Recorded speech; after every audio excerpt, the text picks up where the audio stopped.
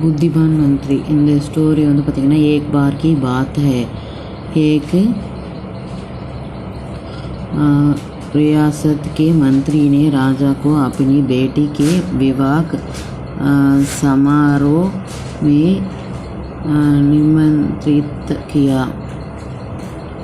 जब राजा अपने परिवार के साथ विवाह समारोह में पहुंचा तो मंत्री उन्हें सम्मानपूर्वक विशिष्ट आसन पर बैठाने ले गया तो मंत्री यह देखकर बहुत लज्जित हुआ कि एक सर्फाकर्मी वहाँ बैठा हुआ था। उसने सर्फाकर्मी को सभी के सामने वहाँ से उठा फेंका और उसे बहुत डांटा। सर्फाकर्मी ने बहुत अभिमानित महसूस किया और बदला लेने की योजना बनाने लगा।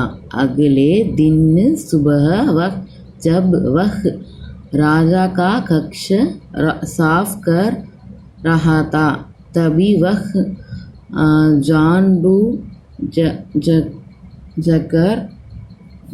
बड़बड़ाया, राजा कितने नादान है, उन्हें यह पता ही नहीं कि रानी और मंत्री के बीच क्या चल रहा है।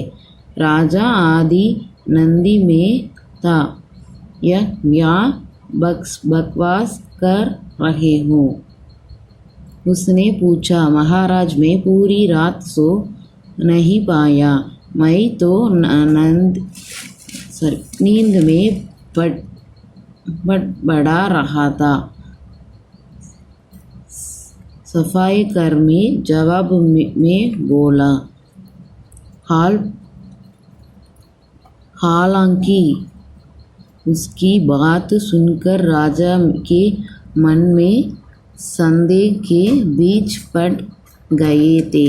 राजा अब मंत्री से चिढ़ने लगा और समय समय पर अभिमानित करने लगा। एक दिन तो उसने द्वारपालों से यह तक कह दिया कि वे मंत्री को पाखले में घुसने ही न दे। मंत्री राजा के व्यवहार से बहुत चकित था, लेकिन कुछ विचार करने के बाद उसे समझा में आ गया कि सफाई कर्मी के इसके लिए जिम्मेदारी हो सकता है। मैंने उसका अपमान किया था और उसी का उसने बदला लिया है।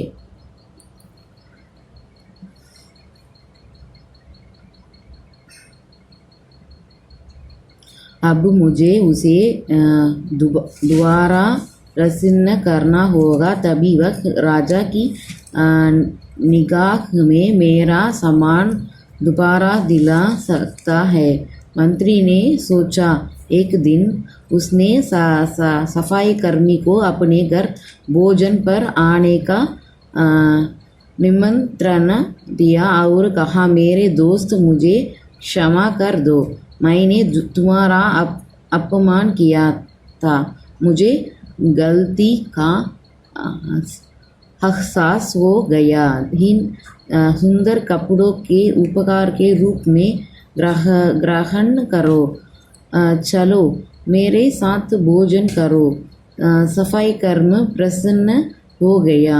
वह सोचने लगे, मंत्री तो अच्छा आदमी है, मैंने ही उसे दिन गलती कर दी थी। अब सफाई कर्मी प्रसन्न था और प्रयास करने लगा कि मंत्री के बारे में राजा की धारणा बदल जाए। एक बार जब वह राजा के कक्ष में गया तो राजा सो रहा था। वह बड़बड़ाने लगा, अरे राजा का तो दासी के साथ प्रेम संबंध है। बड़ी लज्जा की बात है। राजा ने उसका बड़बड़ना सुना तो उठकर बैठ गया। राजा ने सफाई कर्मी को बहुत डांटा। सफाई कर्मी बोलो, क्षमा कर दे महाराज, मैं पूरी रात सो नहीं पाया, इसलिए दिन में ही नींद में बड़बड़ा रहा था। राजा को अपनी गलती समझाने में गा गई। इस तरह की अफवाह के चक्कर में आकर उसने अपने बहुत अच्छे सलाहकार के अनदेखी शुरू कर दी थी। राजा ने मंत्री को बुलाया और दोनों फिर से मित्र बन गए।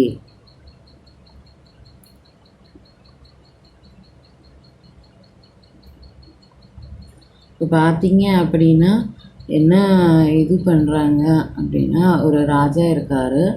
அவர் வந்து பார்த்தீங்க அப்படின்னா என்ன அவரோட மந்திரி வந்து புத்திசாலி அப்படின்னு சொல்லி இது பண்ணுறாங்க.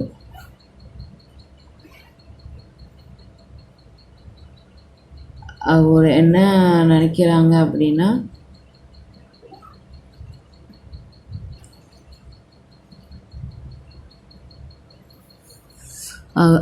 அந்த ராஜாவோட தான் கல்யாணம், அவங்க பொண்ணு கல்யாணம் நடக்குது. அப்புறம் வந்து அதுக்கு வந்து ஒரு நிமிஷம்